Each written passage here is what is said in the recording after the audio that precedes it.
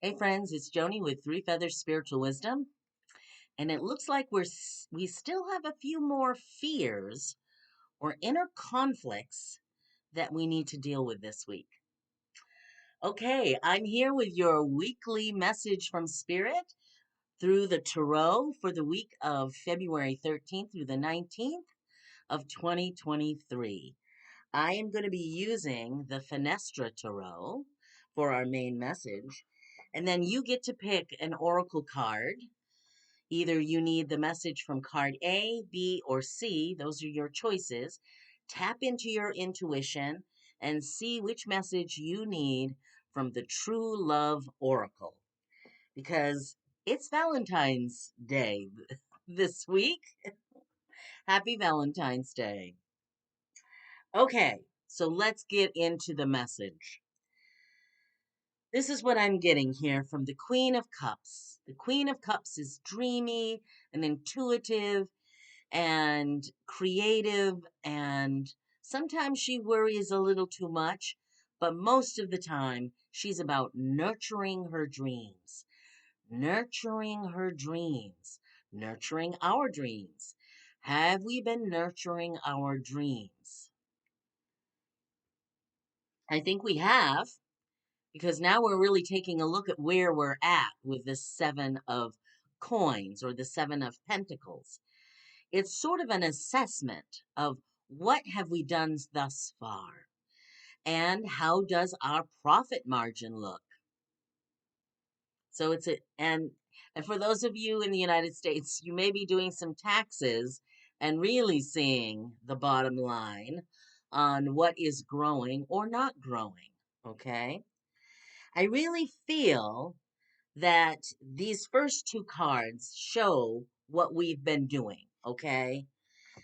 Because the next card that came out is the King of Cups. So we've got the Queen of Cups and the King of Cups. And the King of Cups is about mastery. The King always represents the mastery that one has in a certain area. So there's a mastery to relationships, there's a mastery to humanitarian um, um, uh, efforts. There's a mastery in being in touch with one's intuition.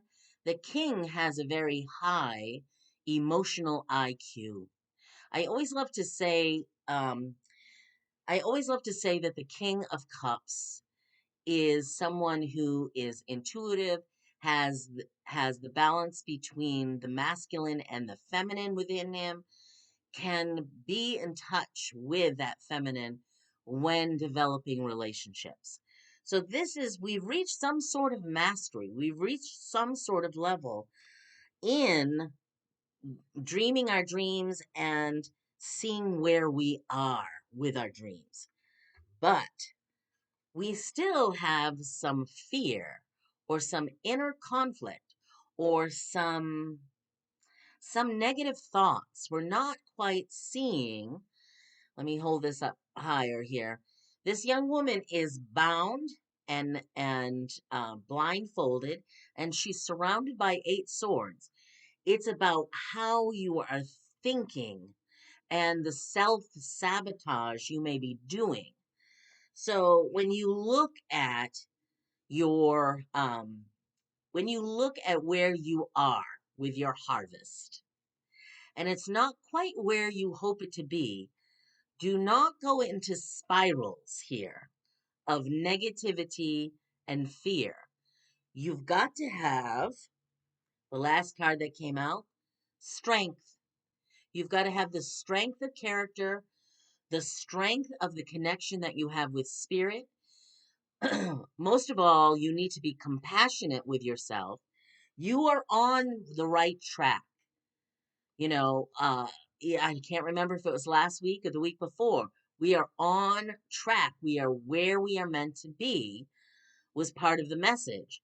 So we know we are on track, but we have to, well, sometimes we're impatient. We want to be further along in this than we are.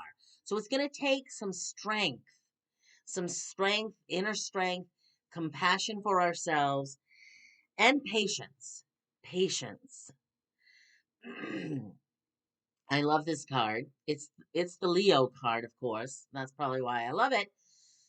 But one of the main things you need to know is that she has tamed that lion, not through whips and chains and commands, but through love, compassion, and gentleness. So that's how you need to treat yourself. You need to know that you are on the path.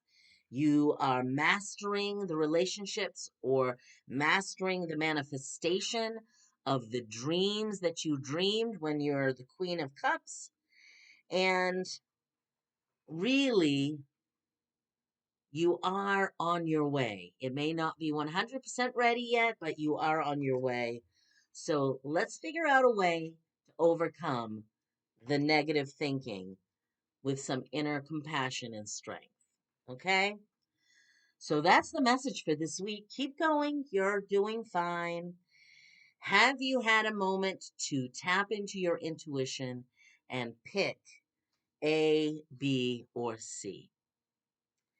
If you picked A, you got emotional freedom. Now, what this talks about is sometimes people avoid relationships thinking that they will be they'll be hemmed in, they'll be restricted, they will not be free to express themselves once they're part of a couple. But that's not the ideal. The ideal is that the two individuals coming together should both be free, emotionally free, to express their ideas, to express their thoughts, to express themselves. So you need to, I don't know if this is something that you need to acknowledge, that everyone has their uniqueness, including you. Um, you are free to think and speak as you will. And if you are not in that current relationship, you need to look at why. Okay. For those of you who picked B, I love this card because I love this goddess. This is the sacred woman. This is white buffalo calf woman. And the legend is, the story is, she came to two men. She appeared to them, and one thought, "Oh, there's a woman. I'm going to go and attack her and claim her as property." And she annihilated him. And the other warrior, the other man, um, treated her with respectfully. He was afraid of her power, but he treated her. He didn't treat her like property or second class citizen, even if she was a woman. Okay, that's the point. Do not treat women as second class. Recognize your own power as a woman. Demand respect as a woman. And that's what she did. She told the other warrior to go back to his village and have the village prepare a feast and celebration for her coming. And when she did go to them, she shared with them the peace pipe and the rituals and how they could be connected with nature and spirit. So she had great power, and it's about valuing your power. And when you value your power and respect yourself, I'm hearing my mother's voice now. Respect yourself, and everyone else will respect you. So that is the key of the sacred woman. The sacred woman, white buffalo calf woman. I love it. For those of you who picked C, on this card, you need to know it says serendipity at the bottom. But when it first came out, I heard the word serenity, or I saw it really, just glanced at it, and the word serenity came to me. So for some of you, this card is going to be about serenity, taking some time off, going into your inner peace, um, maybe going out in nature to tap into that inner peace. But for some of you, the message for the card will be serendipity. And the serendipity is about trusting your journey. It's sort of connected to the main message, is that you are on a journey. See, the little boat is going to follow the river here, the path. And sometimes you will encounter different things on the journey, but you can't lose faith. Some of those encounters are meant to be to help or to help you grow. So if there are challenges, challenges always help us grow. An old friend of mine used to say, "It's the fire that tempers the steel, Joni." And that's what we have to do sometimes. But this looks very good for both serenity and serendipity. There's an angel up here. There's a white stag, which is a good omen, and this beautiful river under the sunlight. So trust your journey and trust your guidance from this angel here. Okay. So those are the messages for this week. A very short video for this week, which is just fine. I there's nothing really big astrologically going on. I am working on the March messages because March is a big month. So if you all have time for a little serenity, take it now. March is going to be a heavy duty month when it comes to energy. Okay. So I'm wishing you many blessings. Have a wonderful week. If you would like a private reading with me, information is below. I can do astrology readings and tarot and oracle card readings with you. Take care. Have a good week.